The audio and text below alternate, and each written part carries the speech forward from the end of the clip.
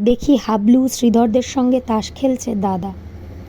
আমাকে বলল, হারাম জাদি, কেন ফিরে এসেছিস? আমি ভয় পেয়ে বললাম, ফিরে আসিনি গো, থাকতেও আসিনি, একবার শুধু দেখতে এসেছি।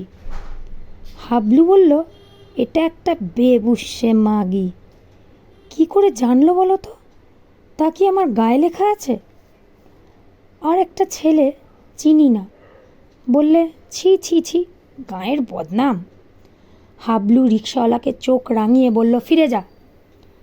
আমি বললাম, দাদা, আমি মায়ের জন্য কটা টাকা এনেছি আর তুলির জন্য। দাদা টেনে একটা চড় কষালো আমার গালে। আমাকে বিক্রির টাকা হকের টাকা, আর আমার রোজগারের টাকা নোংরা টাকা। দাদা সেই পাপের টাকা ছোঁবে না, ছিনিয়ে নিল শ্রীধর। আমাকেও দূর দূর করে তাড়িয়ে দিল। আমি তবু দাদার ওপর রাগ করিনি। দাদা তো ঠিকই করেছে। আমি তো ওর দাদার বোন নই।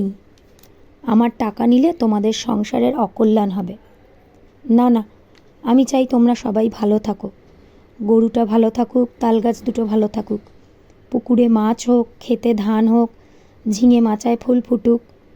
আর কোনো দিন ওই গ্রাম অপবিত্র করতে যাব না। আমি খাট বিছানায় শুই, নীল রঙের মশারি, দোরগোড়ায় পাপোশ আছে, দেওয়ালে মা দুর্গার ছবি, আলমারি ভর্তি কাঁচের গেলাস, বন বন করে পাখা ঘোরে, সাবান মেখে রোজ চান করি। এখানকার কুকুরগুলো সারা রাত ঘেউ ঘেউ করে। তাহলেই বুঝছো কেমন আরামে আছি আমি। আমি আর তোমার মেয়ে নই, তবু তুমি আমার মা। তোমার আরও ছেলে মেয়ে আছে, আমি আর মা পাবো কোথায়? সেই জন্যই তোমাকে চিঠি লিখছি।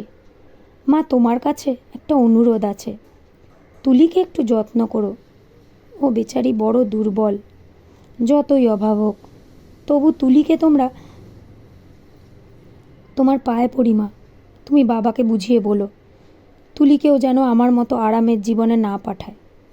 যেমন করে হোক তুলির একটা বিয়ে দিও।